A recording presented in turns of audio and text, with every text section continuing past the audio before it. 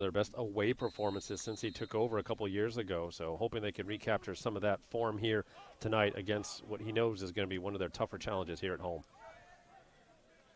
And we are underway on the far wing, and it's James Snaith in the midfield. It looks back to center. Zion Wharton ahead. Sidstrup Peterson catches it in transition, squared off by Palela. Sidstrup Peterson lofts one in on frame, and it's quickly saved by Kyle Durham. Yeah, well, 20 seconds in to get your first shot on goal, not a bad thing for the Bears. They've been looking for a little bit more production up front. Both coaches talking about the rest factor. The Bears with a little bit more rest. They've been on the mend from their last game, which was on Friday. UConn last played on Sunday. So for the Bears, they want to jump out, get on the front foot quickly and early. And for UConn, Coach Bondi talking about how they have to withstand the pressure that they know they're going to face here on the Bears' home turf.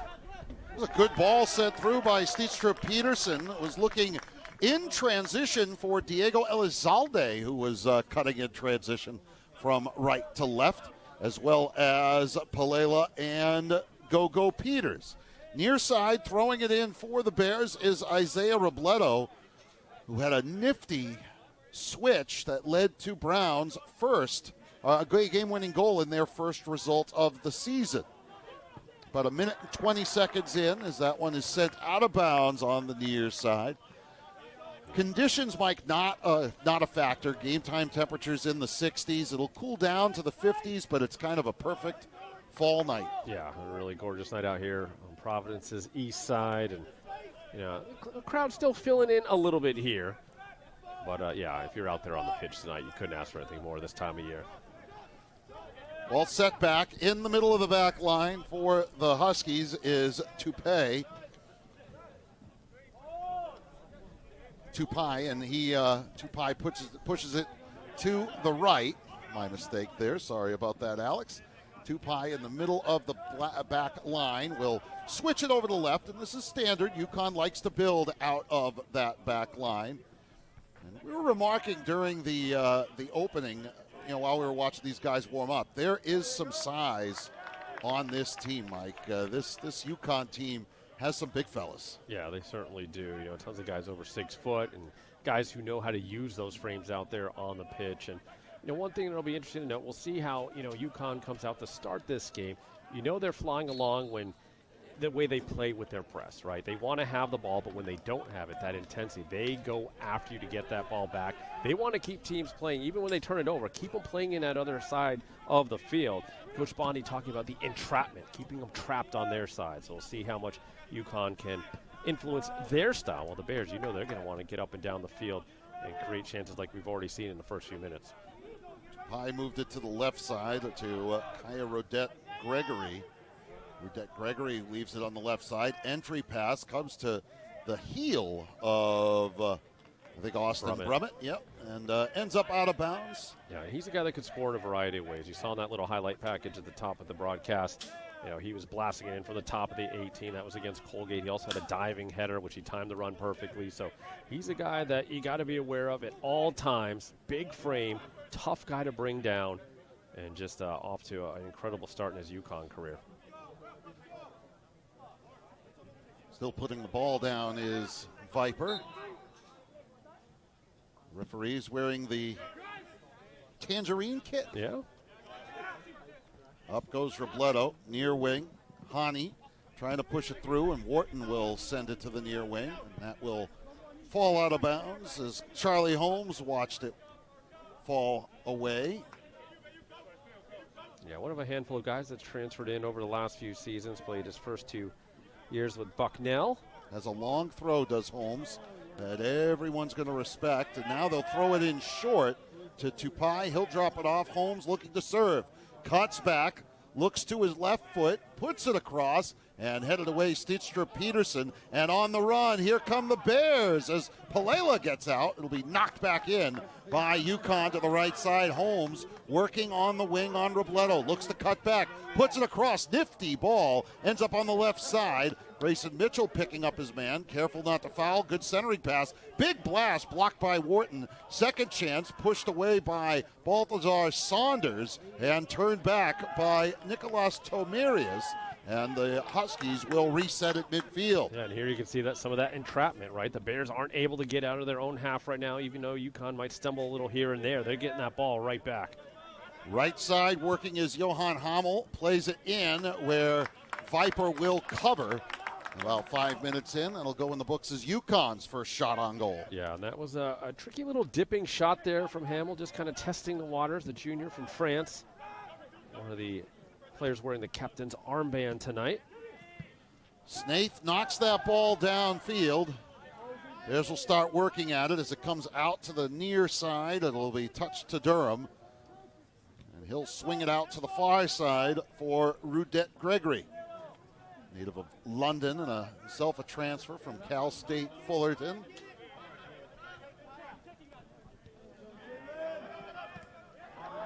Good stick by Palela. Gets it back, drives a shot, it'll be saved. Yeah, taking a sting out of that one nicely. Johan Hamel able to kind of really take a lot of the bite out of that shot.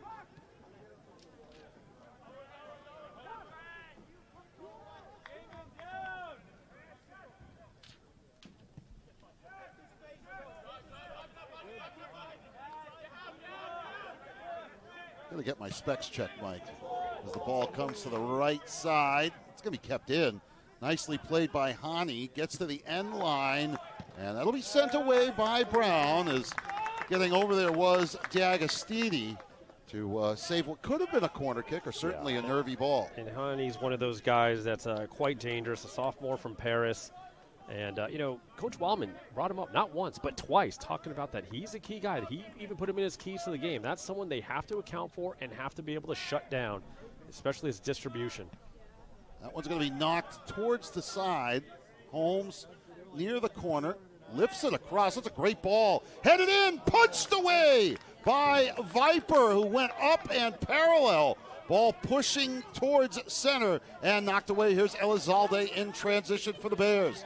Elizalde working back to the left side, squares it off Gogo Peters. He'll touch back, tough ball for Robledo, is picked up by Brummett. He'll work to the near side, looking to switch, plays it in towards the area. Holmes cuts back, centering pass stuck by Robledo. And the Bears send it away, but that's a play that the Bears can ill afford to give away. Yeah, it's another perfect example of the entrapment, though, right, Mike? You see how quickly UConn was able to transition their guys. They had 6 guys back almost immediately before the Bears even made it to midfield. They forced a turnover and created a great chance on what was a really nice pass from Brummett as he was continuing his run into the box. But the weight of the pass that he played out wide was just unbelievable. Tupai on that left side, stepping up. The throw-in's going to come from Tumarius. Now they're going to drop it off and again go for the long throw, and they'll bring up Tupai. He's a big fella. I mean, that left wing back of the Huskies looks like he's about 6'3", 6'4". And from our vantage point, everybody's in the attacking third right now outside of Kyle Durham, with players like Rudette Gregory hanging just kind of outside the box a little bit. Hilla won the initial 50-50 ball. A tough pass again from Gogo Peters leads to a setup. And fortunately for the Bears, a missed hit will lead to a goal kick. Yeah, Holmes going to want that one back. Had some time and space to work with out there. Decided to rush it maybe a little bit. We saw him kind of start on this right-hand side. Now shifted over to the left-hand side, but that's another one that the Huskies could have done maybe a little bit more with.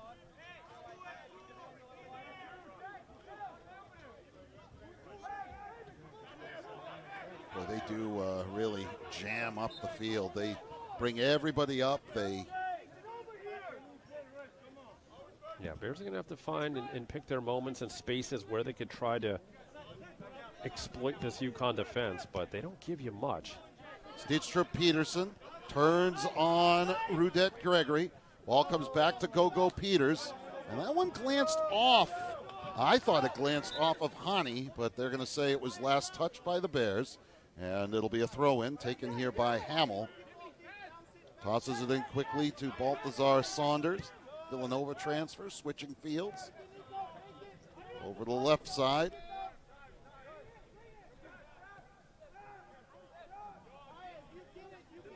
Tupai on the wing.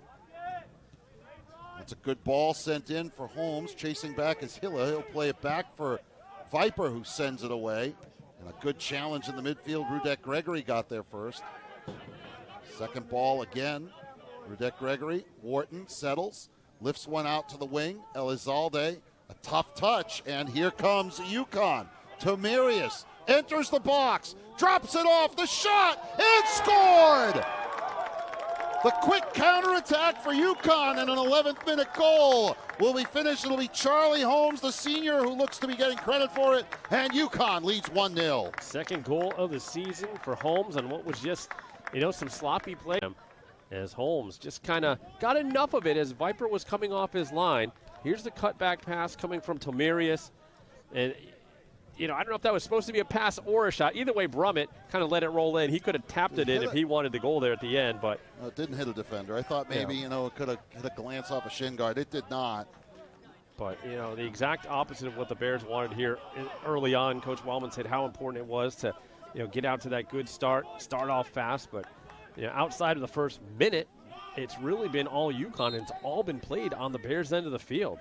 As UConn able to execute their game plan to near perfection so far. Connecticut goal scored by number 18, Charlie Holmes, assisted by number 7, and more significantly, Mike, the Bears in the 11th minute cannot afford turnovers in the back third of the field, and that's the third or fourth time we've seen a pass just not get to the right mark. Yeah, they just look a little bit out of sync right now, so they're going to have to find a way to grow into this game, but they're going to have to do it quickly here. Don't want to let too much more time go by, and don't let UConn continue to get more comfortable as Durham took a little bit of a spill there on that clearance. Robledo and Snape defending. And, well, it did well in the pressure there to force Haney into the turnover on the sideline. There'll be a foul called on Sabri Haney. Yeah, just the first foul called on either side so far. Some extracurriculars, and the official saying no more of that. Yeah, first finger waggle of the night from our official. You don't usually get a finger waggle at 11 minutes, though, Mike. I mean, this is they're up. But this is UConn Brown, so they're channeling those teams of the 70s. Oh, those games were all-out war. Right to left, Snaith tries to roll it through. Left side, tough feed again. Was looking for Stichtra Peterson, and it was cleaned up by Rudek Gregory. The Bears are going to bring over Grayson Mitchell. He has a long throw of his own. Well, not a bad idea. Set pieces. The Bears are pretty darn good at it. UConn, talking to Chris Bond, he said that was one of the areas he knew that the Bears could hurt them. So they're going to be well drilled for this. 11 men back for. Look how far Durham is out of his box. Grayson Mitchell, ball headed in front. Here comes Elizalde. Couldn't make contact with it.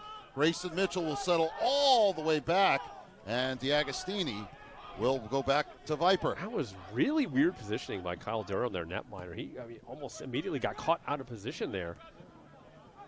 Rudek Gregory coming all the way up to win that 50-50 ball. He's listed at 6'5". He's all of that. Just a very imposing, intimidating guy out there. Does a lot from the center back position. So good with his feet as well. That's a guy that he's going to be tough to beat in the back there tonight. Played across. Mitchell settles, bounces one. It comes back to Gummerson. Gummerson looking to the left. Uses Tomirius to get it to the wing. And that ball pops towards center, headed away by the Brown back line. Comes bouncing out to Hamill.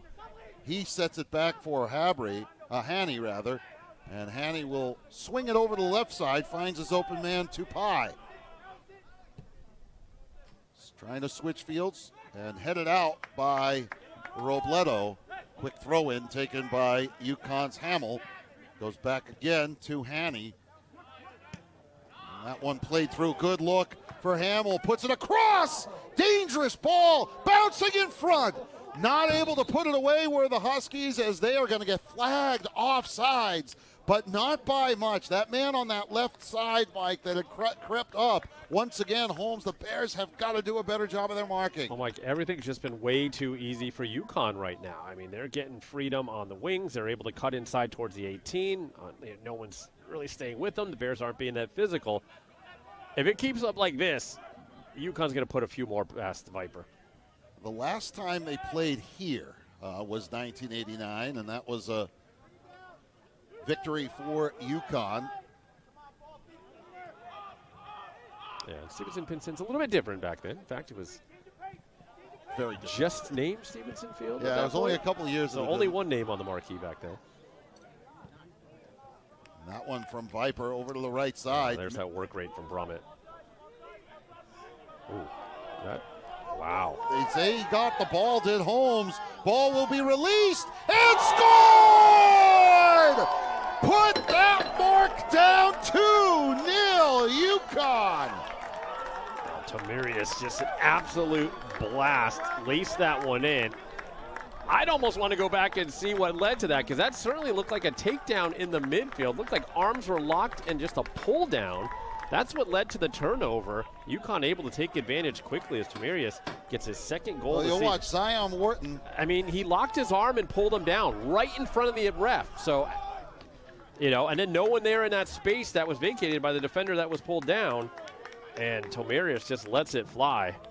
2-0. UConn. Yeah, this is in where control. Any other sport you'd be calling timeout right now to try to get your guys settled. Be interesting to see how quickly Coach Wildman maybe goes to the bench to make a change, but right now it has been all UConn. The Bears got to find a way to turn things around here and do it quickly.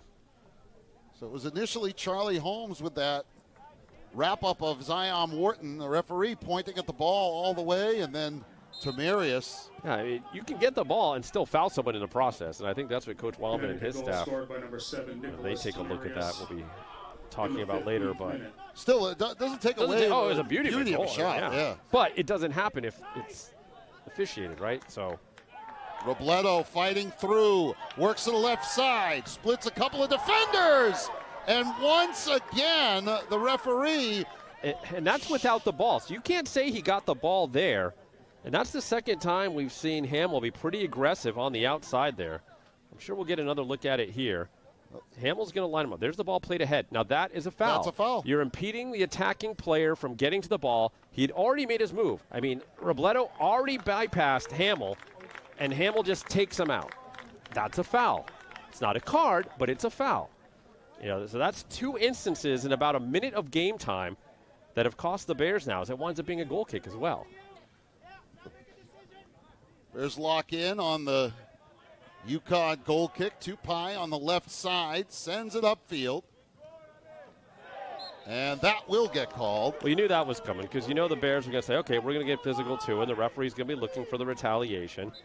And then this is where it's going to start getting chippy and out of control. So hopefully the referee can settle things down before someone gets hurt out there, but that's the type of plays that lead to things like that. So we're about 16th minute here in the first half. Pushed back by Hamill. And switched over to Tupai by the goaltender Durham. As the Huskies start working up the left flank. They're going to get a foul on Wharton, it looks like. Or are they saying it was out of bounds? No, that's what I mean. Now he's going the opposite way. Tupai comes back across to Hamill. Bears trying to put some pressure on. Right side, Hanny. Turned by Stidstra Peterson. That's deflected out of bounds. They'll say last touched by the Bears, although it did appear that Hanny might have gotten a foot on it. That one's going to be knocked downfield by Rudette Gregory all the way to Viper. 4 shots on goal for the Huskies, 2 in the back of the net. 1 for Charlie Holmes, and then the second, an absolute laser from Nicholas Tomirius. James Snaith wanted to switch fields.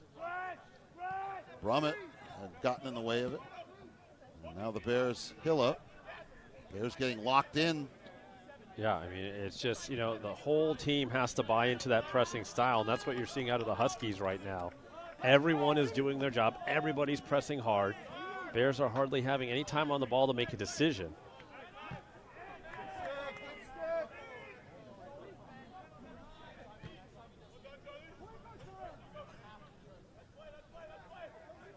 On the left.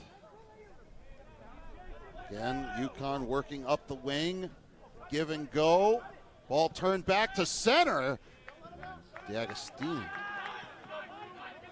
just did get ahead to it, and there'll be contact on Stidstra Peterson on the near side, flagged by the AR.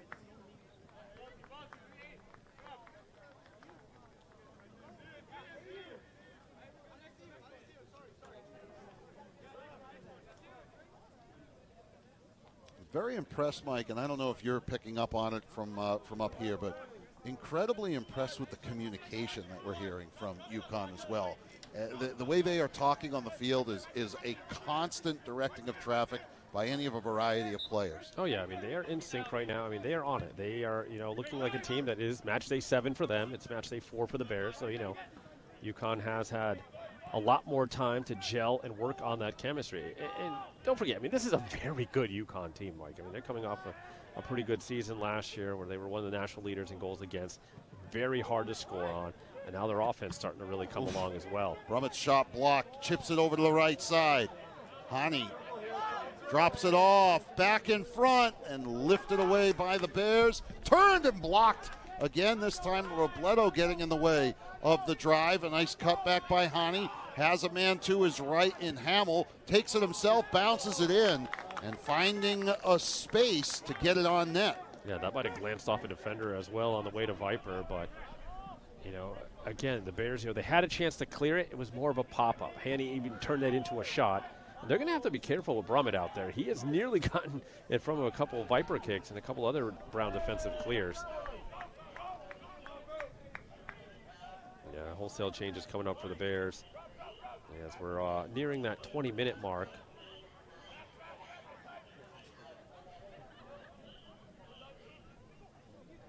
Left to right.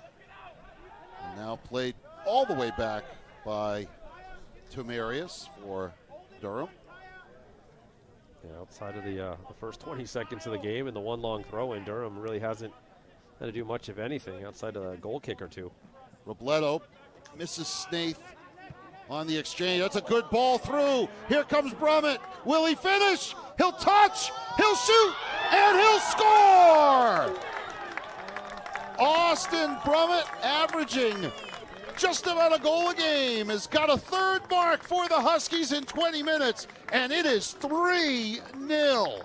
Yeah, just an impressive run there. Timed it absolutely perfect. They want to take a look at it. They're going to look at the monitor to see was he onside or not. It was close. The EAR trying to keep up. Brummett's fast. I mean, he's a heck of a player, and what a revelation he's been in stores now, just his first season after transferring from San Diego State. But just a blazing speed, gets him behind the and then the coolness, the calmness on the finish, Mike. Able to take it around the keeper, Viper, and just put it in the back of the net. So, again, he had one that was super close last game against Colgate. Here's the look. Yeah, I don't know if they're going to be able to see it. When that ball was played, he was, I think he was on. And definitely doesn't seem like there's going to be anything there that's conclusive to say whether or not he was off. Especially because the flag wasn't up to begin with. It's not like the flag was up, they let it play out, say we'll go look at it. Nope. He was on. Now you got to see if he wasn't. But either way, I mean, the Bears just in disarray right now, and I'm sure Coach Wallman quite frustrated with what he's seeing in this first 20 minutes. Not exactly how they scripted it out. And UConn doesn't seem any worse for the wear in terms of their. Here's a better. Now he was on. He was on. Two guys kept him on. It seemed like. And yes, he was in front of. I think it was Mitchell, but the other two, D'Agostini and Hilla, I think kept them maybe on. Robledo. Yeah. I don't think they have the capability to address the crowd when they walk back on, but or the officials through the loudspeakers. But Well, when he comes back through the tunnel, we saw a video review in the one of the women's games a couple weeks ago, and it ultimately was kept as it were on the field. Yeah, I don't see anything there that would overturn that. I mean, it looked pretty clean. Again, Brummett, he's been an absolute star. Yeah, watch this. The composure that he takes it around the net. Actually, the replay's a little different here in-house in the stadium, but just a smooth finish, and that's just a goal scorer's goal, right? I mean, a guy that calmly takes it and puts it back in. There it is. It's a goal. No surprise there. Just, you look at their goals so far. First one was, you might say a little bit like kind of scuffed it by, got in, but then the Tomarius strike and now the Brummett. They're just two incredible goals. Substitutions for the Bears as they get Connecticut goal Timmy scored Brown, by number 9, Lorenzo Austin Amaral, in the 21st minute. and Substitutions Carlo for the Brown Bears, number into 9, the Carlo match. Brown, number 10, Lorenzo Amaral, and number 19, Timmy Brown enter. And Elizalde Palela and I believe Gogo Peters are all off. As the Bears continue to try and find a solution through the first 20 minutes of this one. It has been all UConn. Left to right, some nifty footwork by the big fella, Rudette Gregory, to the right side. Saunders cuts back, drives it in front, and that one had a Viper anchored in. Yeah, it would have been tough if it got through the defense that time, but fortunately for Brown, they were able to clear it away, and I believe D'Agostini got a piece of it as Amaral gets chopped down. Bears are going to send everybody upfield. The foul was called on Balthazar Saunders.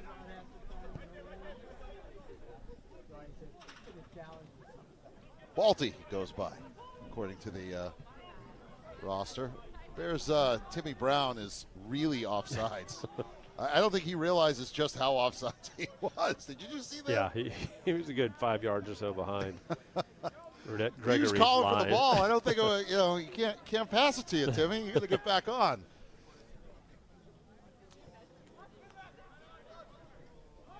That's usually where I would play in hockey, hoping that they would play it down the other end of the ice for me. As back the other way, it comes to Hanny on the right side, gets around Robledo, cuts back, Robledo gets it back, and there's the professional foul. Yeah, it's those tactical fouls, those jersey pulls, and right when the Bears are trying to get going in transition. It's smart. It's smart play, but, again, we'll see how it continues to be officiated out there. Viper, as we near the midpoint of the first half, sends it over to the far wing, drop back, and sent upfield Mitchell, the 1-2, Carlo Brown for Lorenzo Amaral, right wing. He works it up that flank, has Mitchell making the overlapping run, keeps it himself, dishes it across, it's blocked, as the Huskies had gotten 8 men back, and the takeaway coming back to the ball is Stave, has Stitstra Peterson flashing out to his left, gives it to Amaral in the middle. 2 men approach him, he tries to turn on them, drops a pass, good look, Mitchell holds up, Timmy Brown in front, couldn't pull the trigger, ball kind of got hung up at his ankles, but a good attack for the Bears to get toward the 6, just couldn't unleash the final shot. Well, nice little flare there from Lorenzo Amaral. Didn't start tonight, but certainly is an impact player for the Bears, one of those great person. And again, just the jersey pull and swinging guys around. The play on, says the official. It's a little odd. Good ball, Timmy Brown left side, and pushed down from behind. This is just getting comical now, Mike. Just threw an elbow in him. He just went right into the small of Brown's back and shoved him down, using all of his 6'5" frame. That's a curious one. Watch this here from behind. Oh, my goodness. I mean, his arm gets extended. And that's at full pace, too. So, when you're going that fast and somebody comes and shoves you in the back, yeah, that's going to knock you down. You go back earlier, the one that they didn't call on, I believe, is Hamill. Yeah. They're just letting UConn get away with everything right now. Well, UConn was here a little early. The football team was practicing on the other field. Maybe they saw some stiff arms and said, let's give it a try. But just even with the quote-unquote professional and tactical fouls, the jersey pugs and all that to stop transition, those should be cardable offenses, and then they have to stop it, right? Well, D'Agostini's wondering how is that well, the UConn guy comes flying into the Brown guy and gets the worst out of it. You feel bad for him because I'm sure it's painful, but in my opinion, that's not a foul on the Brown player. Well, and I know it sounds like we're, really harping on all this stuff, but it's just been a very strangely officiated game so far. I think Chase Wildman asking the fourth official. Maybe we can get a replay on that, and you'll see. I mean, is it Brummett that's down? So he comes flying, crashing into the Brown guy who's standing still and falls. There's Chase trying to plead his case. Here's another look. I mean, What's D'Agostini supposed to do? Brummett comes flying into him. Left side, a good service on the free kick. Pushed across, and that's going to be a corner kick. As that ball came off of Ayub Lajar off that left side. It'll be a corner for the Huskies. They'll send, it looks like, Gummison over to take the free kick, the corner kick. As we are about 25 minutes into a first half that has been dominated by UConn. Yeah, strangely, just the first corner of the night for either side. It's a good corner. And contact on Viper will lead to a whistle. That was a nice corner, though. Almost seemed like it was Olympico, yeah. Almost hit that in off that far post. Beautifully struck ball. Ball's going to be sent over the top. Sliding back over was Tamarius. Settled in the midfield, Snaith. Turns back. Robledo, the Bears' left wing back. Snaith dancing across, plays it over to Hilla. Turns for Snaith, who has some space. Plays it left, D'Agostini. Bears trying to get the ball upfield. Not a bad idea. Was trying to connect with Carlo Brown on the diagonal, as he and Stitstra Peterson were both looking to get unlocked on this left side. Throw in comes to Mads. Works on the near side, plays it Snaith. Robledo in close quarters. And another one deflects out of bounds off of Sabrihani. Yeah, but the common theme, the Bears have nowhere to go, like no time on the ball. UConn is so aggressive with that press. Chris Bondi, who played on the 2000 national championship team for UConn. Yeah, won the Herman Trophy that year. It was a three-time Herman Trophy finalist, Mike. He was a pretty good player. Ball lifted upfield by the goaltender. Durham headed down. Stitstra Peterson, right side Hamill. Hamill working towards the sideline. Timmy Brown took him down, and that's going to be a foul on the Bears, unless they're calling it a throw. I thought it was going to be a foul call, though. Yeah, I think it'll be a foul. Yeah. And they'll back Hamill up a couple yards. Accuracy is everything. Robledo has that one turned out of bounds, and it'll be a UConn throw. Quickly take it for Hani, midfield. Gummison switching to the left, connecting with Lajar on that far wing. He's defended by Grayson Mitchell, who's able to draw the Brown throw. He takes it quickly for Amaral, who's fouled quickly by Tupai.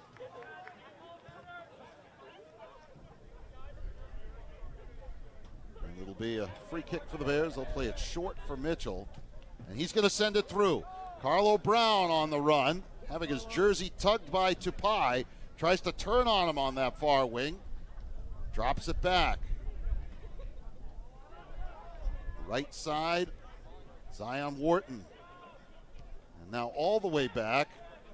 The Bears couldn't break through that last entry pass. Hilla, or rather Snaith for Robledo, and now Hilla in the middle of the field. Over to the right side, D'Agostini, and now Hilla comes back over to the wing, Mitchell, and giveaway from Brown's Wharton.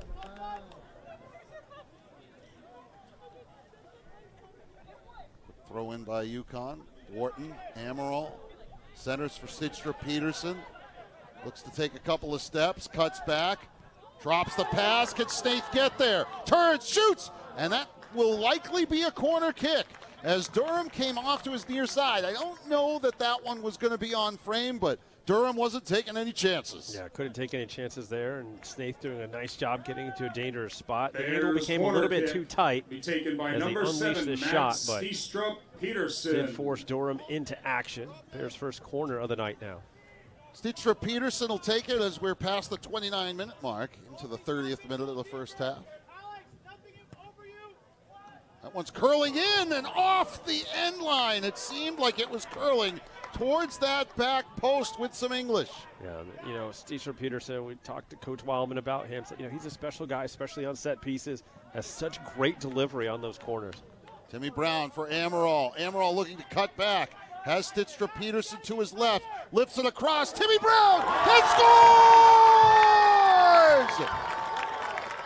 The Bears get one back on a nifty service from Amaral to Brown, and get him the ball, folks. His first collegiate goal puts the Bears on the board. Well, great response there from the Bears. Timmy Brown going airborne, converting the other end of that cross put in by Amaral, and great patience by Amaral there, waiting, letting the play develop, then putting it across, and Timmy Brown able to get ahead on it. Nothing much Durham could do, and that's only the third goal that UConn's conceded this season.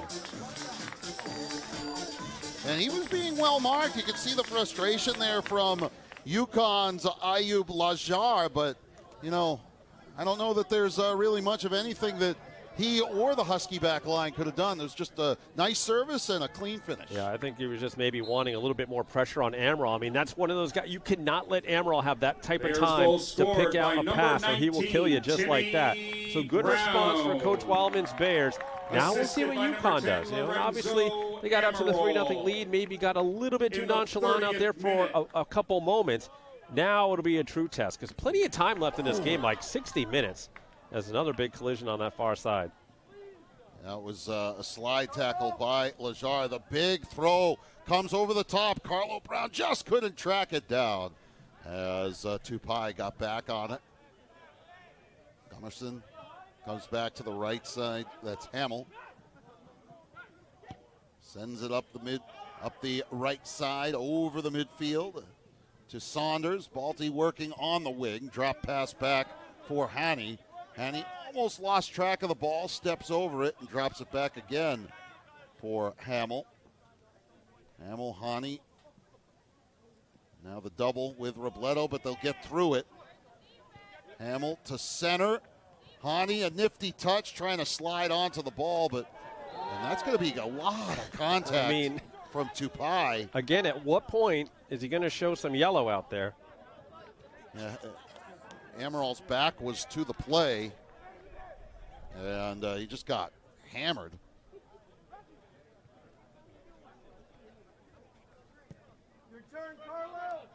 Hilla puts it upfield, one in the air, second ball, Zion Wharton. Snaith comes back near side. Dykstra Peterson trying to send Timmy Brown on the run. Rudette Gregory being pressured. He's going to get forced down to that back corner. Timmy Brown not letting him turn. He does release it. Robledo sends it back in towards the area, and it's going to bounce in on Durham. So almost make it something out of nothing. And they're going to stop the clock. One of the Huskies is slow to get up. I think it's Gummerson. Yeah, great work out of Timmy Brown, Mike, early on here since checking in.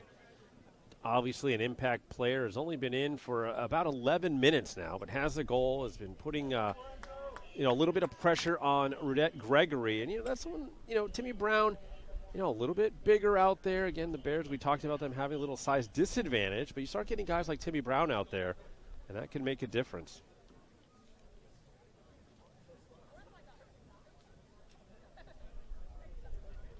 In the 32nd minute now. The trainer does come out to tend to Gummerson, so whatever is going on there is... Yeah, the junior from Gothenburg, Sweden. He's been really a fixture back out there on the back line.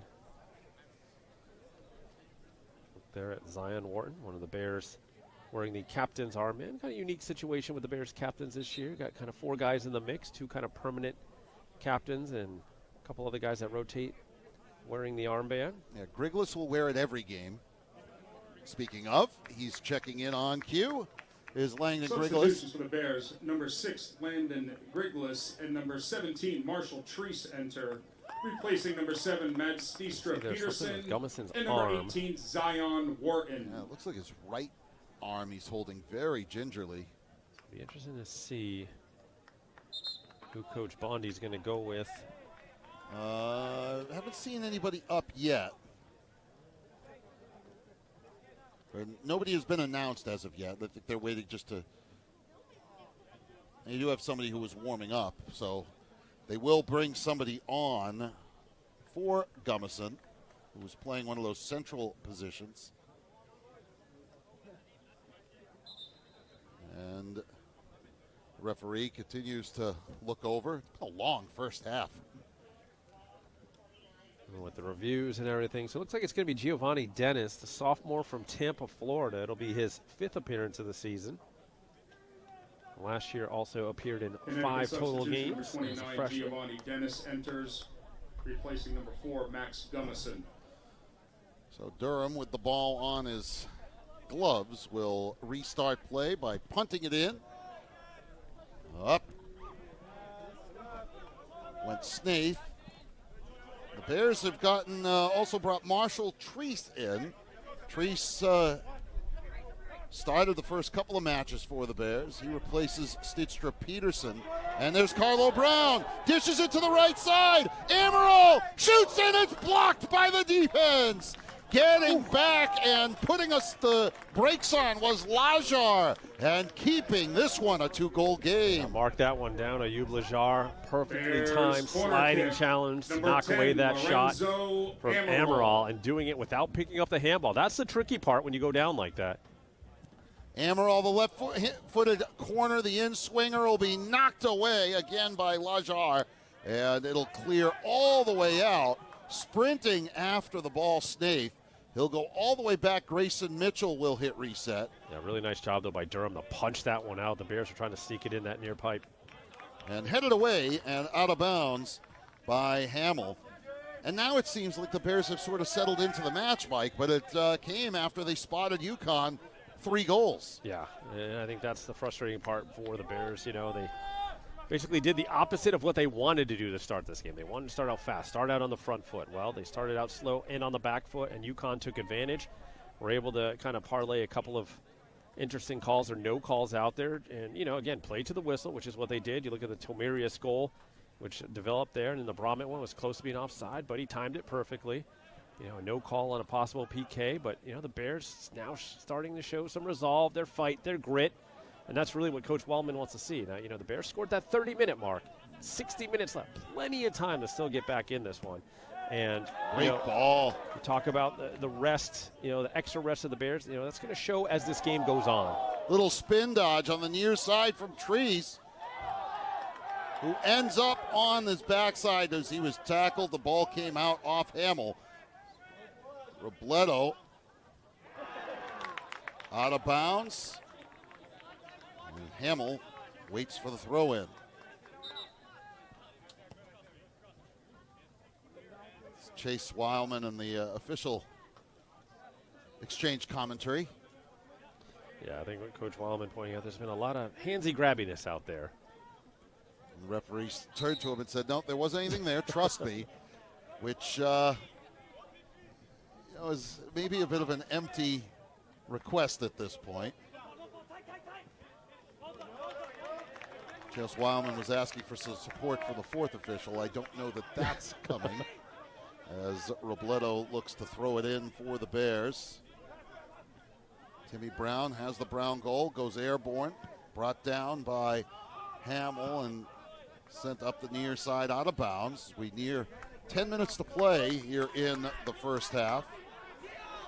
You can see a little bit of the fatigue out there with the UConn press. I can see, you know, Saunders is telling, hey, get up, you know, move up here, start, and, you know, guys are kind of being a little bit slower with it. Bromett falls, slides in, dodged him, did the Bears, and caught him late. I mean, the ball had been cleared. He's running around like a wild man is Bromett. Caught him late in the ankle. Like, that's Hilla who's down for the Bears, I believe. I mean, I'm all for the high pressing, that, you know, very intense aggressiveness, but you got to be in control. When it starts getting a little reckless like that, that's where the danger comes, and that's where the official can kind of help settle things down. 7th foul called against UConn. That was. Oh, now he's giving the conversation to Bromett to chill out, man. We'll see if Bromett takes that to heart or not, but if I'm him, I'm still going full tilt. I mean, again, he's an incredible player. He's fun to watch, but just kind of plays on that line sometimes with that aggressiveness. Here comes Viper with the free kick. Sent upfield. Second ball, Grigless, Timmy Brown. And then sent back up again by Rudek Gregory. And out of bounds off D'Agostini. Throw in for the Huskies. They'll hand it back to Hamill. Throws it in from it. And sent upfield by Robledo. Tupai. Dennis, and now over to the left side, Lajar for Dennis again. Goes to Tamarius. And all the way back, they'll reset for Tupai. Sends it upfield. Robledo knocks it back. Chasing it down is going to be Gregory and heads it out of bounds for a Brown throw-in. Again, one of the things Coach Wildman talked to us about this morning was, the work rate, especially the guys up front, those 4 guys in those attacking positions. Here comes Treese. Lost the handle, felt, I think, a little bit of the heat coming from behind from Hamill. Rummett off the official, and that means we've got a drop ball. First we've seen this season. Yeah, immediate dead ball situation. Goes back to the Huskies. Turned over. Timmy Brown. Chopped down as despite the protestations of Hamill. But he got a lot of Timmy Brown's ankles. Well, that's why the ball went the other way. He went through Brown. Lorenzo Amaral is wide open on the far side of the pitch. But I don't think Robledo feels like he can get it there. Yeah, it would have been tough to drop it in over Tamarius. Right side, they're trying to go that way. Hilla on a line. Carlo Brown settles, has his man Treese left. Treese, Grigless, D'Agostini, and now back for Hilla. With 7 minutes to play here in the first half. Treese. Splits past a couple of Huskies, so too does Snaith. Drives a shot, and boy, that would have been a nice sequence if he finished. Well, the crowd certainly loving that attack from the Bears. Fortunately, the shot kind of sailing on Snaith a bit. Saw he had some open room to work with. This move, though, by Treese. Incisive pass. Snaith a little cutback. 2 Huskies colliding. Just maybe had some different options that he could have worked with in that situation, did Snaith. But again, the Bears proving now over the last 8 minutes that they can generate attacks and get into dangerous areas of the field. Working through, can Holmes get there? Looks to turn. Ball comes out. The Huskies wanted a call and didn't get it. That was close. Playing with fire was D'Agostini. Would not have been surprised to see that called. Treese chopped down from behind by Hani.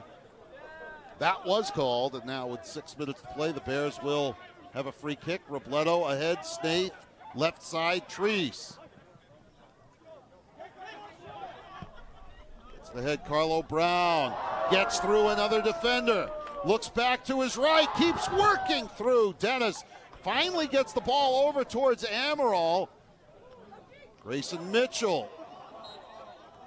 Incidental contact, but certainly stepped on the foot, did Brummett, and it'll be a free kick for the Bears. In a more attacking spot, but certainly not one of complete danger. Yeah, it'll be interesting to see, what the Bears are going to do with their runners here. Obviously, UConn's going to try to hold that top of the 18. Sails in towards the 6. A lot of contact. They'll get shoving on Hamill. Yeah, the Bears, their own shoves in the 18 that time. Getting Hamill right in the back. Easy call for the official. Ball on the ground. As we near the final 5 minutes of what has been a lengthy first half. We're going on almost an hour of functional time. Left side, Tamarius has some space. Picked up by Mitchell.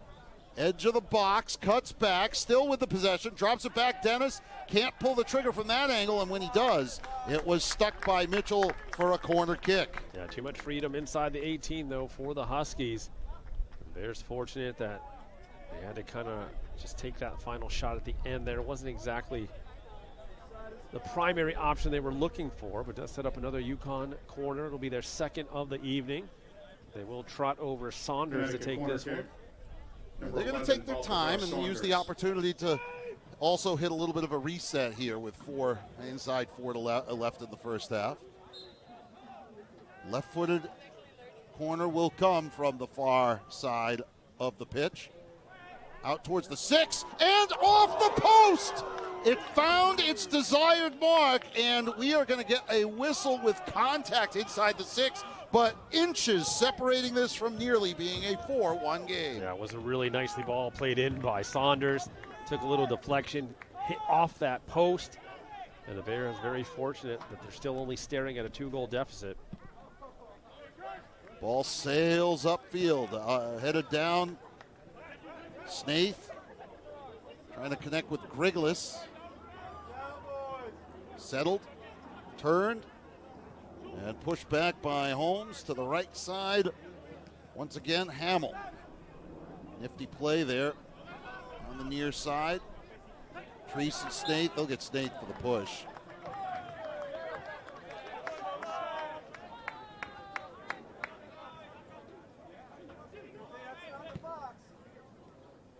That ball's going to find its way through to Viper. The slightest of touches that time by Saunders. And Brumman had already kind of stopped his run, as I don't think anybody thought it was going to get all the way through. Ball played along the 18. D'Agostini comes back left side, Robledo. Oh, boy. Again, another high challenge. I know he's coming over to say sorry, but that's the second apology we've seen from Sabri Hani. The thing is, he's late with the challenge and coming high. That's the issue I would have if I'm Chase Wildman.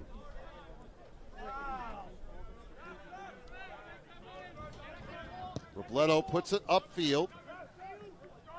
Carlo Brown trying to set under it, but Lajar there for the Huskies. Dennis left side for Tamarius. Tamarius on the wing, tracking back with him. He's going to run out of, well, no, I guess it didn't go all the way out.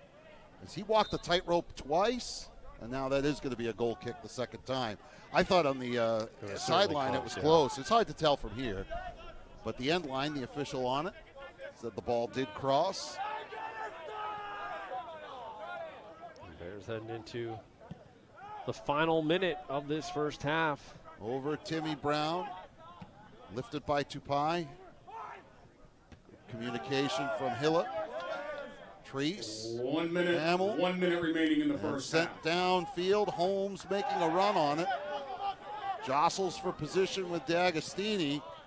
The ball's kept in, but Robledo ends up the recipient of the sphere. Sends it upfield. Carlo Brown couldn't get contact on it. Tupai got back over it and sent back to Lajar, who sends it over the top, where it will bounce to Viper, who will play the ball, looking to send it upfield. Had two options to his right. They were screaming for it. Wanted to go more vertical, did Viper. A high kick caught Timmy Brown in a midsection. They got to hurry, though. Final 18 seconds now. UConn, now that's where they got to stop the clock. They're preventing them from taking the quick free kick. And the referee is not going to stop the clock. 10. Amaral sends it into the area, and it's going to be a goal kick off of one of the Bears, and that will do it for the first half. UConn, 1, 2, 3 in a row. The Bears answer with one and find it to a 3-1 score at the half. We'll step aside. We'll have our halftime report when we return to Stevenson Penn-Sense Field. Timmy Brown getting one for the Bears. We'll have to mount a comeback in the second stanza. We'll be right back. You're watching the Ivy League on ESPN.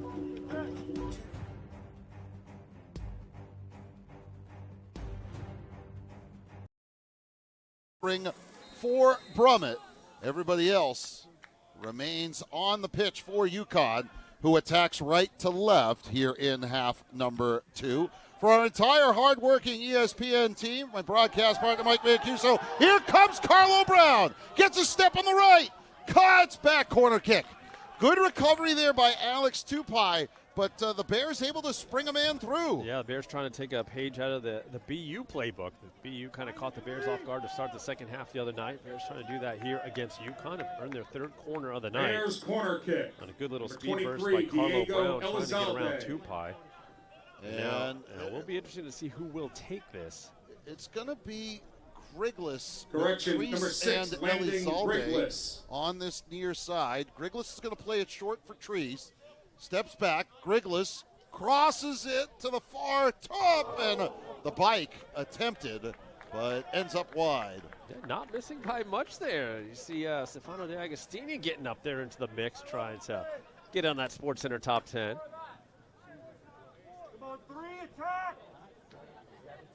Without, Amaral or Steve Peterson out there right now, kind of lose 2 of your primary corner takers, so not surprised to see the Bears kind of go short that time with that.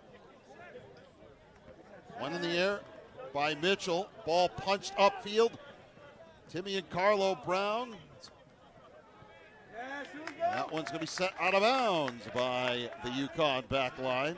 Yeah, Tupai just was getting put under there. Good pressure from Timmy Brown. Both spelled differently, mind you. Timmy with an E at the end of his surname. Grayson Mitchell, the long throw. Let's see what the Bears offer.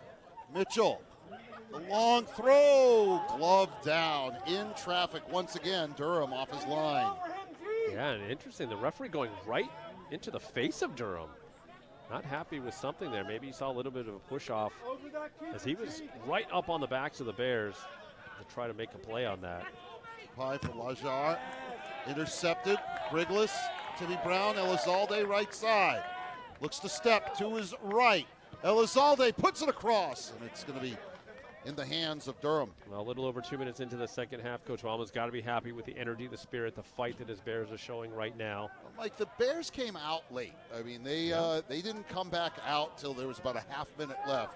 So Coach Wildman had something to say, as that one looked like a handball, and they will get it. But he also talked about, this is a very self-aware group. These are a bunch of they had to know that wasn't their best 20 minutes of soccer this season. They're able to adjust. They did it a little bit later than they probably wanted to, but they are self-aware, and they realize they have a half of play to make a difference here. Griglis over the head of Carlo Brown, and now sent to the right side. And Hamill looking for Haney that time, and we didn't see too many just those almost long balls to no one in particular out of UConn in the first half. Nice step by Hamill. That one looking for Haney is wide. The Bears putting a little extra heat on was Griglis on that right. UConn's right side, I should say. Right, kind of, whichever team is able to execute their press a little bit more effectively, that's the team that's going to control the run of play. Good switch by the Huskies. It comes to Lajar on the left. Elizalde picks him up. He'll drop the pass back for Tomarius.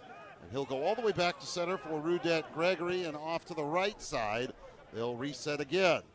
That one on a line from Hamill is intercepted by D'Agostini and sent out of bounds for a UConn throw. About 4 minutes gone here, second half, from here in Providence. No offsides on the throw. Pickering grounds one back towards center, cleaned out by Zion Wharton. Maybe had more time than he knew. And that's where the Bears need to have a little bit more situational awareness, knowing that you don't just need to blast it out of bounds. Understand, where UConn is setting up defensively. Do you have that extra beat that you could take before making that ball or making a pass or setting that ball out? Here comes the long throw from Holmes. Spins in, headed down, and Viper off his line. Gummison was tracking toward the ball. Viper will throw it in transition for Mitchell on the right side. Leads ahead, Elizalde, out of bounds off of Lajar for a Brown throw. Mitchell was calling for Timmy Brown to go. I don't think Timmy Brown heard him. Yeah, he kind of looked away for a moment. Yeah, Mitchell's going to have to go back. That ball went out a good 5 yards behind even midfield. Throws it in. Griglis, Mitchell, and now all the way back for Hilla. Griglis turns. That's a handball. Came up a tough pass from Elizalde. Caught Zion Wharton in the hand.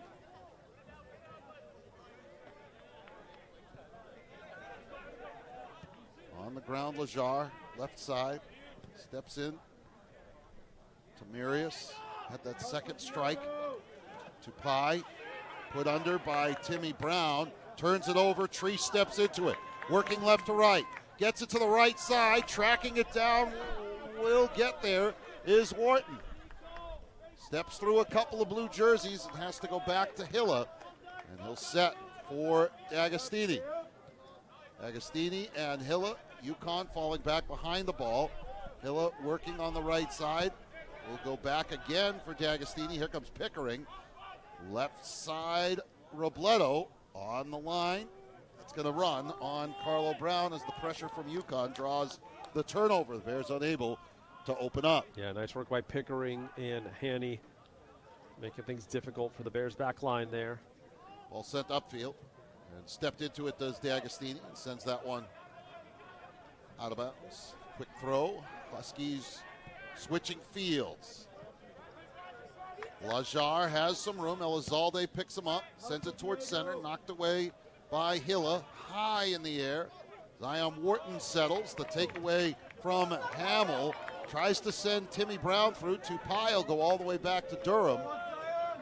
The Bears try and settle into their press now for a minute.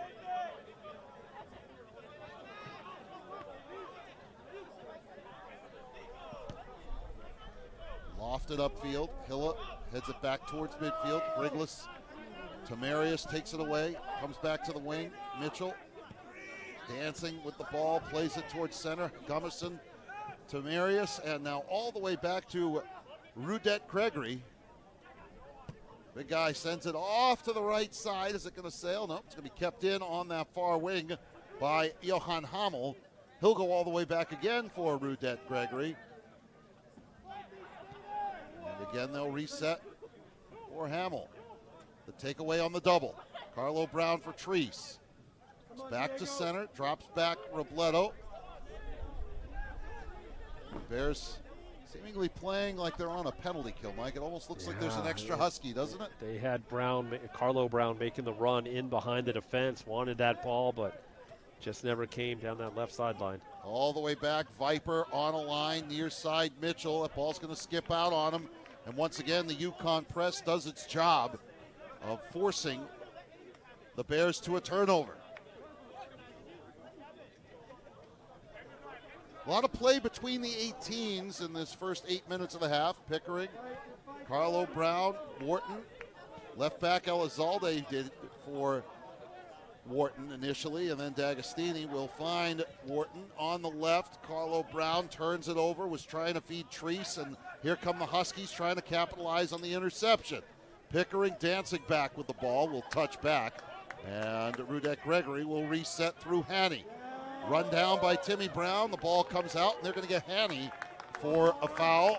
I think it's going to be his fourth foul of the game. Quick restart.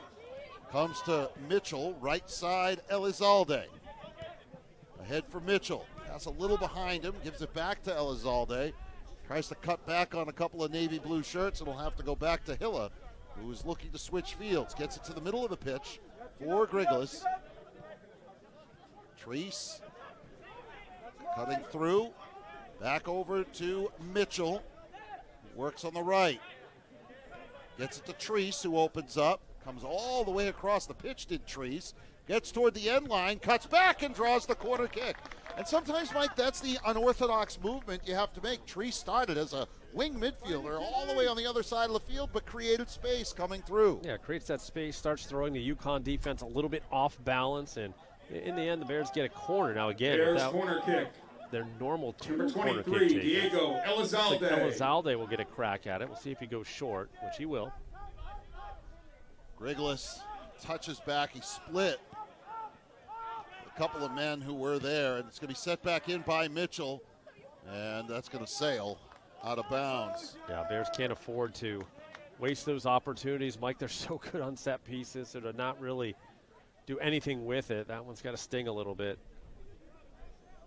And it was kind of an unforced error, too. It wasn't like UConn did anything special there in the defense of it.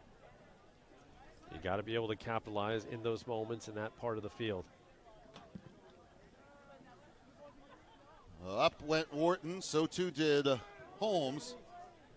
Carlo Brown tried to make a run on it. Second ball. And it'll be taken by Treese. Has a little bit of room. Quick closing speed. And sent it underneath Gummison. It'll be a Brown throw.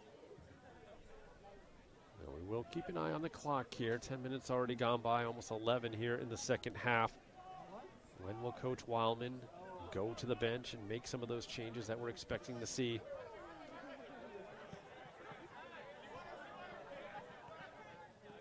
Ahead for Elizalde from Mitchell. Centering Griglis. Timmy Brown, Carlo Brown, Elizalde tries to get it back to the 18. Headed down. Zion Wharton with a touch, nobody home. And UConn will take over on the turnover. Sent upfield. Hilla will intercept. Has Pickering working. Turns on him. Gets it to D'Agostini.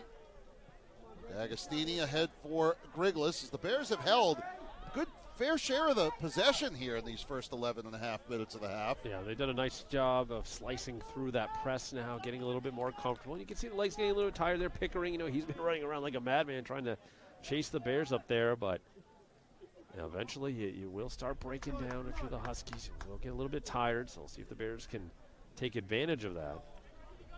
Well, they got a couple of men getting ready to check back in.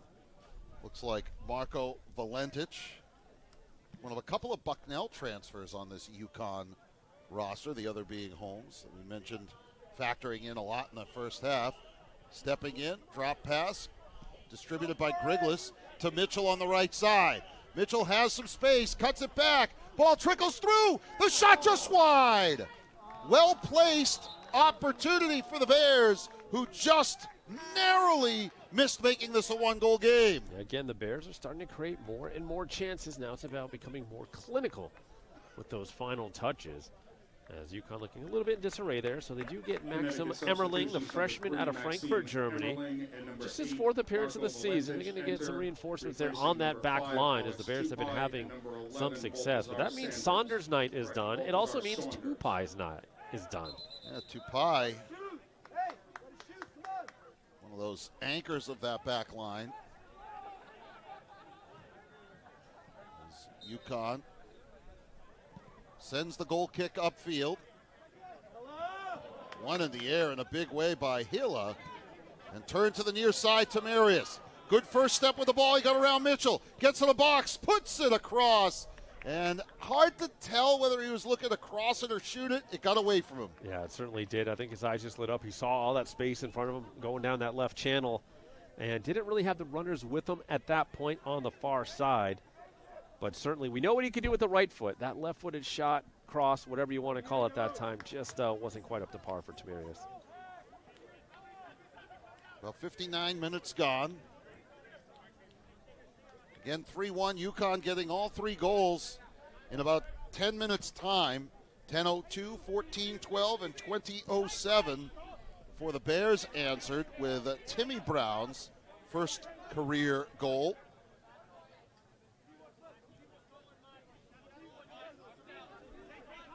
Stitstra, Peterson, and Amaral are, in fact, warming up. Up went Timmy Brown, had hands in his back. Wins the ball in the air. It comes bouncing. Nice play by Gregory to turn that around. Headed by Zion Wharton. To Marius. The ball continues to ping-pong around. It'll be lifted to the left side. Robledo sends it out of bounds. And Robledo's held his own on that left side. He's earned some minutes following Mitchell went down a little bit in the Holy Cross game, and that one's going to be played back Good job. Aaron strike kept in by Viper. It might have been off of a Bear for sure. I think that's why he sprung off his line. Certainly don't want to give away kind of a cheap corner there. Nice job by the Bears senior keeper.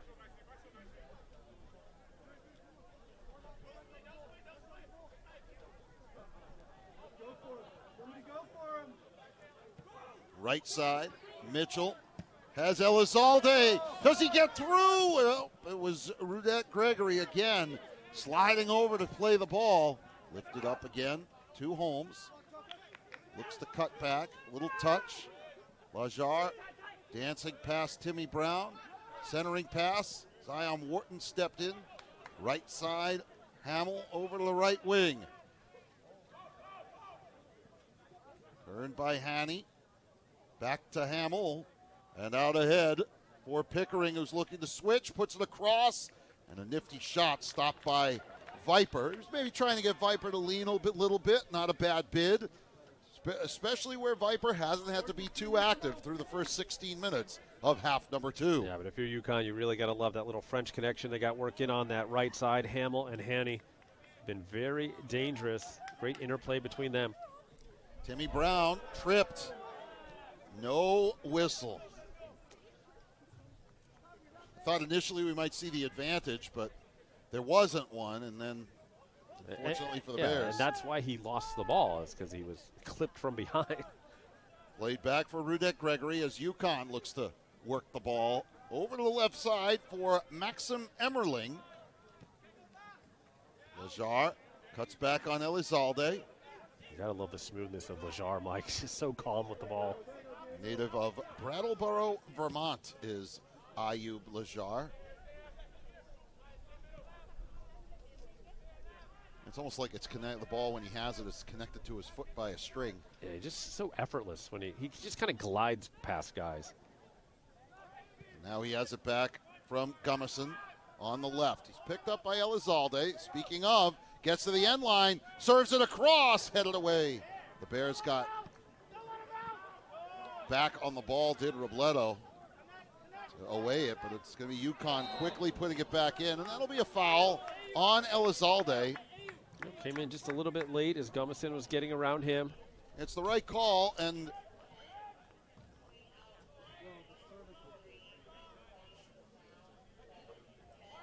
so Bears do have Amaral and Steestra Peterson at the table, ready to check in at the next opportunity. I believe they're taking Timmy Brown and Elizalde, if I heard correctly. It's a great opportunity here for UConn. Haven't been too threatening here in the second half. Yeah, just the single shot. That was from almost a corner flag. Headed away by Hilla, who got to the ball quickly. Lajar chips it back up. Robledo, Carlo Brown turns, drops a pass, and now here come the Bears. Wharton fights off a man, drops it on the left, stepping over. He'll get the return on the left side.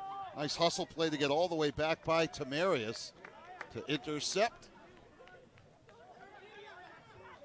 Right to left, once again, will come UConn. Bears trying to lock him in. Emmerling turns back towards center and goes all the way back to Durham.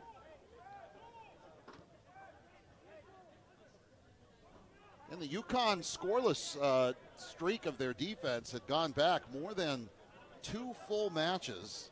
They'd only allowed a couple of goals through their first 5 games, now 6. That one's going to run on the left. This is their 7th, yeah. They've only 2 goals coming into this one that they've allowed on the season, as they had outscored opponents 11-2. Now it's a 14-3. So again, their defensive record last year was outstanding as well. So there is the end of the night for Timmy Brown and Elizalde. So great work from them. Timmy Brown impressive in his appearance tonight. He finishes about 44 minutes in total, but has the 1 marker on the board for the Bears.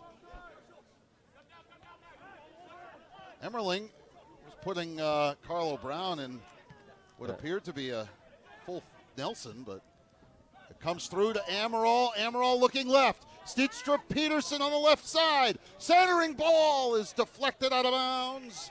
It'll be a goal kick. And there's what Amaral and Steetstra Peterson can bring, Mike. A little bit of flair, a little bit of speed burst. That'll be an interesting combination to see if the Bears can get going. Here's the look. Amaril's going to play it out wide. Steetra Peterson just couldn't quite turn it, kind of squibbed it out.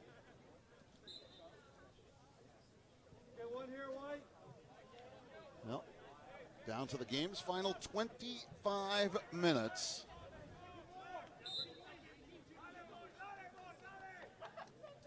Sent upfield.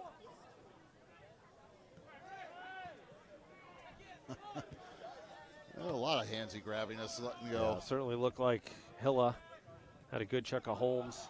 Holmes on the ball. Leads it on the right side for Hani. He's picked up by Robledo. Good ball. The Agostini knocks it away. Carlo Brown put a head on it. Reset by UConn in the midfield.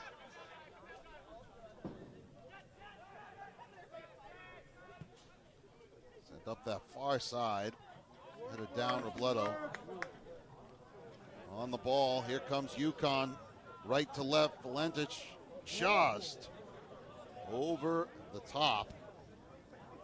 See his fresh legs playing a factor. He got that extra burst of speed to collect the loose ball initially. Put himself in a position to cross.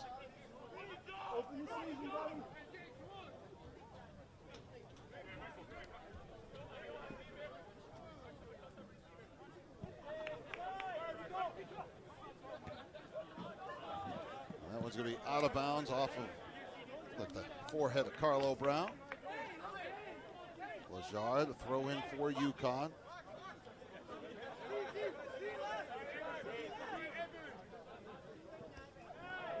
Step by Zion Wharton. Lajar runs out of real estate. Forced out of bounds by Amaral. Mitchell going over the top and draws a throw in a good spot off of Emmerling's foot.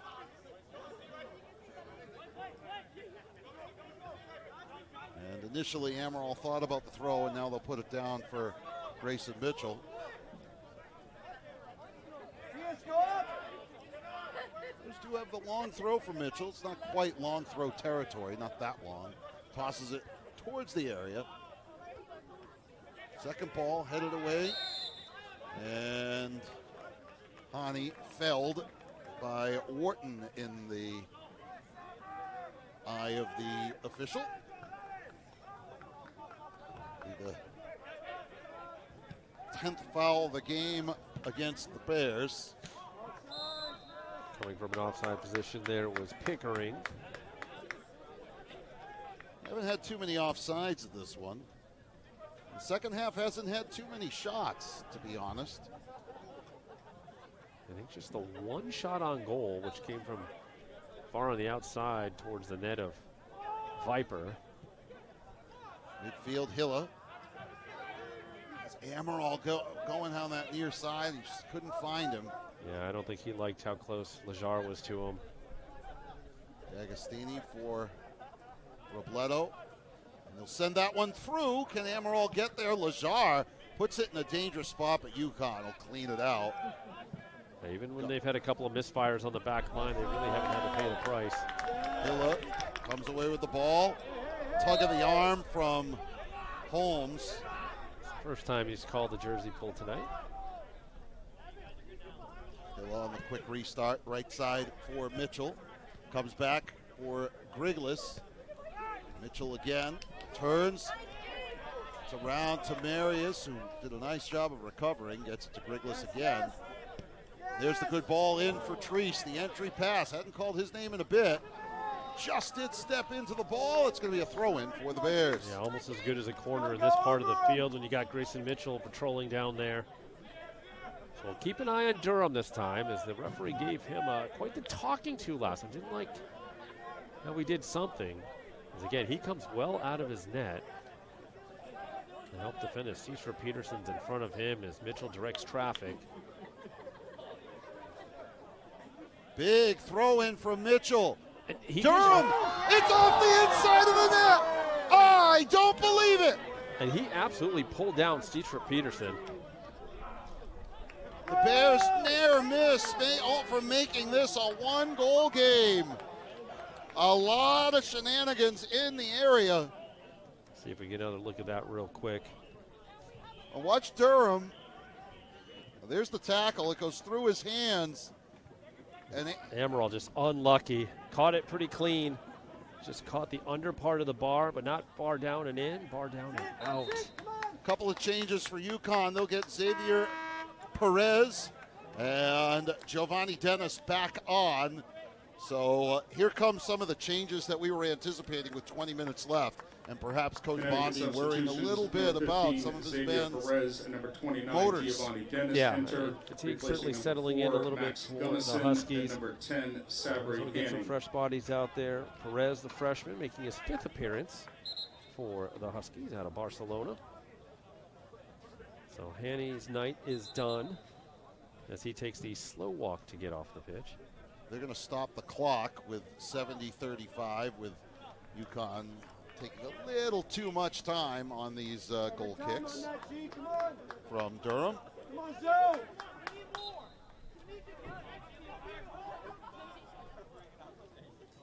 And it's sent upfield. One in the air. Second ball spun by Holmes off to the right side. Tomarius there for the Huskies. Looks to switch it back. Good ball. Headed down and away by the Bears as Griglis got the exchange.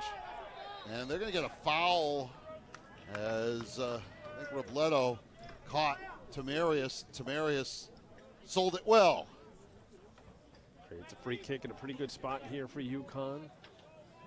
They will bring up some of the big guys. Obviously, their 6'5" center back, Rudette Gregory's been an influential player in this one. They are without Tupai, who's also a sizable target, but they did bring in Xavier Perez, who is no small boy of his own regard. Pickering in there as well has some length. It's a good ball, and it's a Wade. Steedstra Peterson. Lajar, bottom of the kickoff circle. Sends it off to the right side. Robledo, Carlo Brown. Steedstra Peterson will knock it downfield, and I think that was more of a reset. Yeah, I mean, he had Amaral kind of out there. It would have been 1v1 with Lajar, but a little bit too deep. Easy pickings for Durham.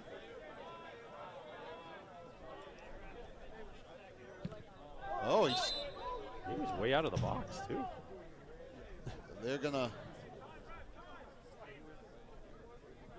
give a talking to Amaral for sticking his leg in front of a punt. He was a couple yards in front of him. I mean, it's...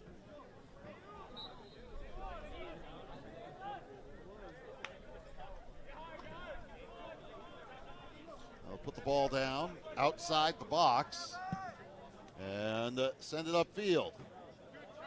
Left side, Pickering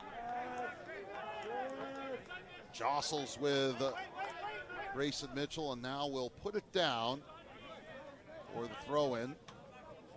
No surprise, Charlie Holmes has the long throw that gives them time to bring Rudette Gregory up.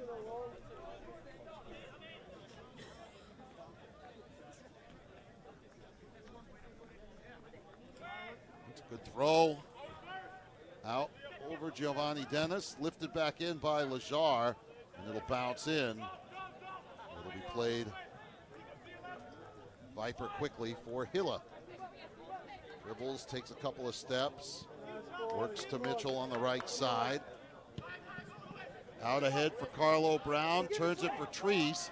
Treese cuts back towards center, has Amaral to his right, gives it to him.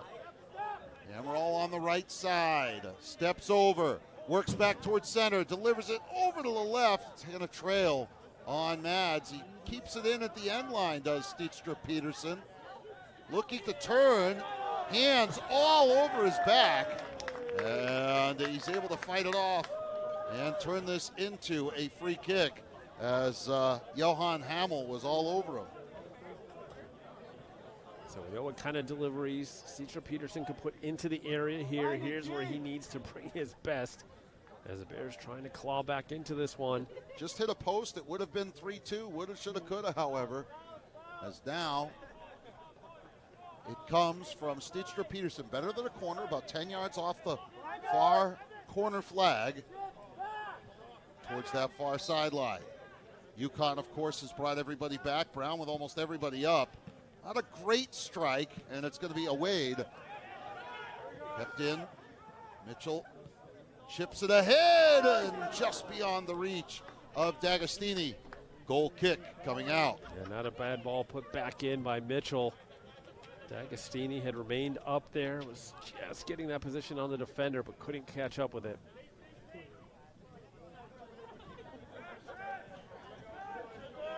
Wholesale changes will be coming for the Bears in a minute. The next opportunity to sub. Will be interesting to see if the Bears go with perhaps a formation change and replace a back. Hard to tell.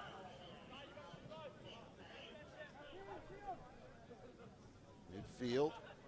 Dancing is Dijkstra Peterson. Good look. Here's Treese. To the right side, Amaral has Mitchell making the cut, decides to go back towards center. Amaral winds up, and he wants to atone for the earlier one, Mike, and that one sailed on. Yeah, just couldn't quite get himself squared up for that shot. And now the changes come in. Go Peters back in, Snaith, and also Mateo Pelela. Number 8, James off Snaith, for the Bears, Griglis, Treese, and Carlo Brown. 14, Mateo Pereira return. Well, the message up top is going to be run, and then run some more for the Bears. Number 9, Carlo Brown, and number your, 17, Marshall Treese. Go out and give 14 good minutes here if you're the Bear reserves who've just checked in. 2 of whom started the match. Actually, all 3 of them started the match. Climbing the ladder was Hilla. Speaking of, getting a step. Go Peters to drive. Goal kick. It's a good way to get entered into the game as under 15 minutes. Clock will stop now on all UConn subs. Yeah, Elijah Hope, the reserve, he does wear the captain's strap, will check in. It looks like he's on, replacing Johan Hamel. Yes, it is going to be Hamel. And again, fresh legs on that back line to counter the fresh legs of the Bears. Good tactical move by Chris Bondi. He knows a thing or two about good defense. Elijah Hope enters, replacing number 22. Good minutes out of Hamel. That Hamel-Haney French connection was pretty dynamic on that right side tonight. Again, Coach Chase Wildman made a point of saying to us how pleased he was to get this game back on the schedule as UConn works up that right side, cuts back, centering pass, good look, knocked by Dijkstra Peterson as Hope able to take away from the Bears. Go Peters. UConn will go all the way back. You know, the bigger programs don't go on the road very often, and that's a good ball. Onside is Valentich, centers it. And by bigger programs, I mean, some of the scholarship programs. We mentioned a couple, as there'll be a foul called on Dijkstra Peterson. And Mike, this is a game that meant a lot over, 2 of the more storied programs in New England over the, 50 or 60 years going back. And yeah, it's pretty odd that, it's a 63rd all-time meeting between the two, but they haven't played in 15 years. It tells you how much this was played back in the day. And hopefully it's a rivalry that is now properly renewed. Bears will head to UConn next year to play at Marone Stadium in Stores. Here comes the free kick in a good spot for UConn. The wall held. He curled it around the wall. A drive. It blocked at the penalty stripe. I thought D'Agostini actually got it. Wharton was involved, I think, as well. Yeah. All sent up and over the top. Making a run. Go Peters, and a nifty header by Lejar. Yeah, ball fell pretty nicely for Lejar to keep it at that header height. Nice little outlet there from Durham. Yeah, there are a few things Durham has done tonight, Mike, that we would say is maybe a little unorthodox, but he's complete. He's managed the game pretty well from the box. Lejar, left side, puts it across. Great ball, just splits a couple of defenders. Then a great second effort on that right side from Hani to keep that one alive. Yeah, you wonder if that was Brummett instead of Perez in there. That one's in the back of the net. I think Brummett probably attacks it a little harder than Perez did. Apologies, that was Tamarius with that last-ditch run. Dennis loses the handle. Dijkstra Peterson over to the left side. That's where Amaral is. Little touch back and a missed connection with Snaith. Turned by Wharton, settled. And on the right side, Hope on it. As we near the final 10 minutes, offsides is Evan Pickering.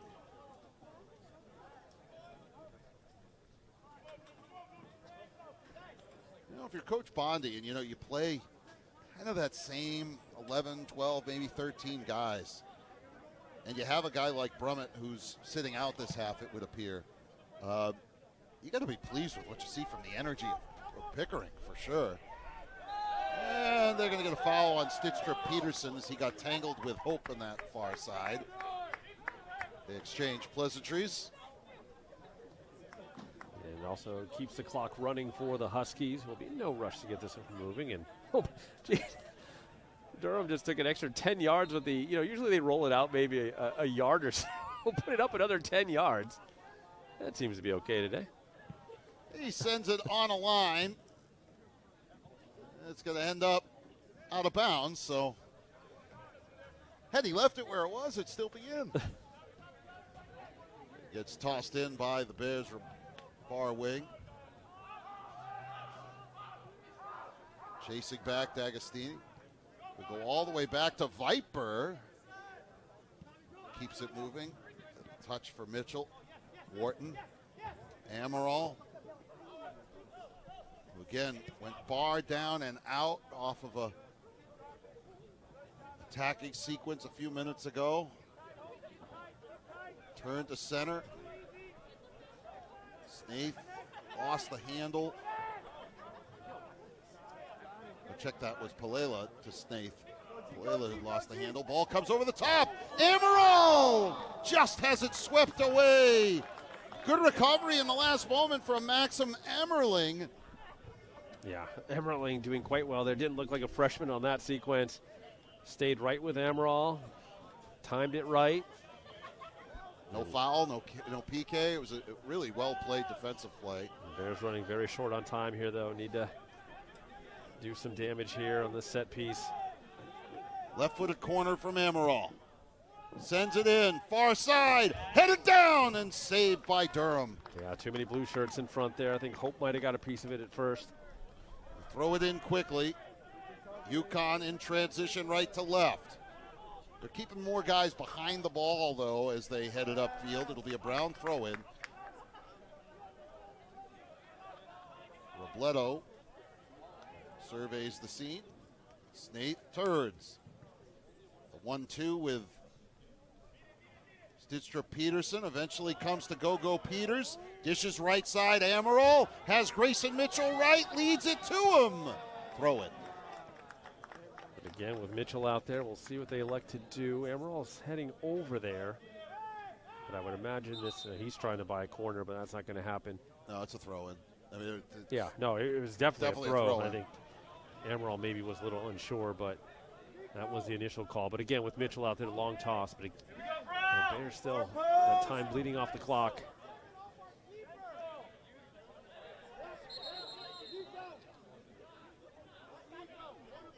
And again, the pushing, the shoving, the jostling for position with Durham well out of his line, well off his line, I should say.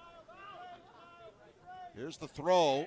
Durham off his line, skies over a couple of Bears and his defense. It's just well scouted, Mike. I mean, it's well defended because they scouted it well. Durham's been all over those long throws all night.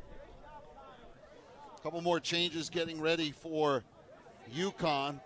Preston Alessio and Alfonso Arredondo getting ready to check in. Keep an eye on Arredondo. He just had his very dramatic first goal of the season. And that win over Colgate came with about 30 seconds left in the match. And boy, were his teammates happy for him in that one. Sophomore from Madrid. Far wing. Well done, boys. Well done. Played back, D'Agostini for Robledo. Out towards midfield. Hope goes up. Midfield settled by Perez. Turn. Comes back to the Bears. State to the right side, finds Amaral. Mitchell making another run. Amaral cuts back. Nowhere to go, drives a shot. It hits off a defender. It's a corner kick. Yeah, took a little deflection off Renette Gregory. So again, the Bears staying on the offensive here, late stages of the game, but nothing to show for it on the scoreboard in this corner half. Kick. Number 7, Mads Peterson Peterson will take the corner. I think the frustration, the substitutions will check in for UConn. I think one of the frustrations for Chase Wildman and the Bears is going to be they played a decent 65 minutes against a team they really need 90. And number 30, Alfonso Arredondo. And something they've been working on trying to correct. Replacing number 7, Nicholas Tamarius, and number 18, Charlie Holmes. Holmes and Tamarius off in favor of Arredondo and Alessio. Let's see what happens with the corner. It's a good ball. No one on the back corner. Wharton was claiming he was thrown down there on the back post. Might have had a small case, but that's not being called at this juncture. That's where the ball was destined for, that far post.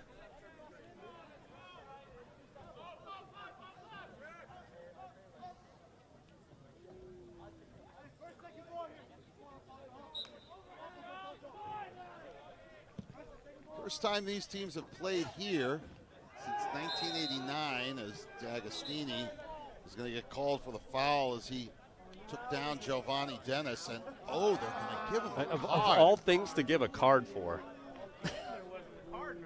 That's going to get a booking. I'll just leave it at that. Curious yellow, considering, as it's played quickly by Renette Gregory to the right side for Hope.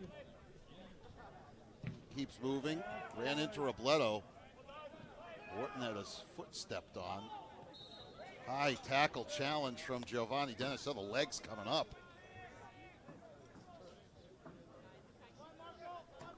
Oh, it went against the Bears. Oh, I thought it was against Dennis for the slide. That's okay. Up goes Mitchell. Arredondo. And out of bounds will be a goal kick. Inside 5 minutes to play here from Stevenson-Pinsent's Field. Left to right. Hilla to Amaral. Has an assist tonight, does Lorenzo, but his bid for a goal ended up off the pipe. Palela working through center, swings it out to the left, gets it to Steenstra-Peterson the hard way. He drives a shot, it's saved by Durham. There was the bid. Durham making his finest save of the hour. Yeah, almost out of nothing there. A little bit of a miscue between a couple of UConn defenders. Durham coming up with a huge save, though, to preserve the 2-goal lead. Amaral dancing back towards center, puts it across. Nobody home. Pickering there. He'll battle into the corner, and that'll be a foul on the Bears. Bears have leveled the shot gap. It was 12-6 at the half to 15-12 here in the second half. It's Bears out shooting UConn 6-3 here in the second half. Shots on goal are even, however, at 1 apiece here in this second stanza. Huskies are a difficult side on whom to score. And thusly, the Bears are running out of time. Hope on that far wing. Got it back to center. Arredondo.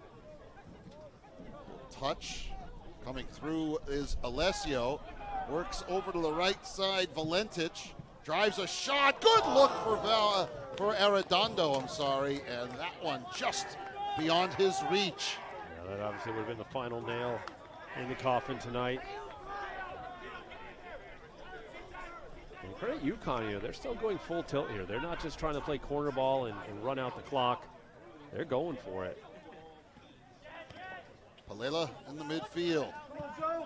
Steenstra-Peterson had a 3-game scoring streak to start the season. It's a good ball for Arredondo. Here comes Viper. They'll get Arredondo offside, not by much. That's going to be a tough one for the Bears because the other ball's still on the field of play. 2 extra balls out there as they try to get this one Go Peters heading all the way down to the other end to knock that one out. Unfortunately, it puts him about 50 yards offside. Here comes Amaral, switching fields. Couldn't get it all the way through to Stitstra Peterson midfield. It's D'Agostini. Looks to his right.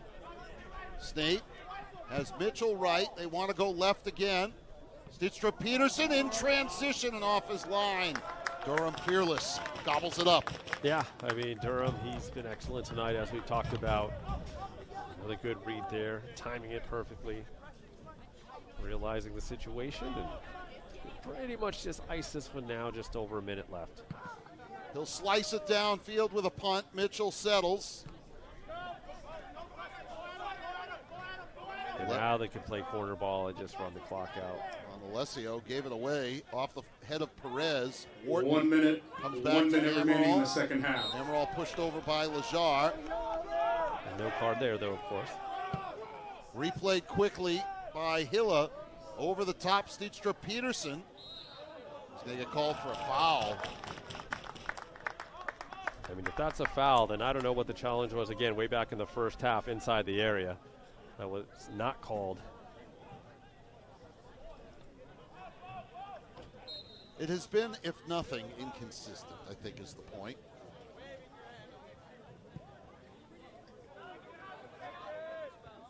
And frustratingly so for both sides, I would think. As Stitstra Peterson. Okay, now, if that's not a card, then I don't know what game we're playing out here. I mean, what is that? You're up 2 goals with 13 seconds left. And you wrap a guy up and throw him to the ground? I mean, if you're Pickering, what are you doing? I think it was actually Arredondo. No, it was Pickering. Was it Pickering? Yeah, and he ran away from the card after. But oh, I see, yeah. Watch, here it is on the replay here. I mean, yeah. What are we doing? What is that? Like, come on. Needless? That's what it is, Mike. Needless. Absolutely needless. And all but 4 seconds left by time the clock. But they should probably put more time on the clock. But it was initially blown to show the yellow. And now they put it at 13 seconds remaining. But just the expression on Pickering's face, like it was one of he's very angry about something. I think he was angry. In front, turned, and headed in on Durham, who will save it as time expires. And the Bears will drop their second in a row. UConn with a 3-1 victory. That is the end of the match. The first with the half final score, tallies Connecticut hold up. 3. Yeah, the Bears' Brown slow start 1. really cost them here tonight. Obviously, UConn taking advantage. Somewhat, lucky goal for Holmes. Got a little touch on it, able to beat Viper. But the next two, I mean, the Tomirius goal, that's got to be the play of the night. I mean, that was an outstanding strike from about 24 yards out. And then the Brummett goal is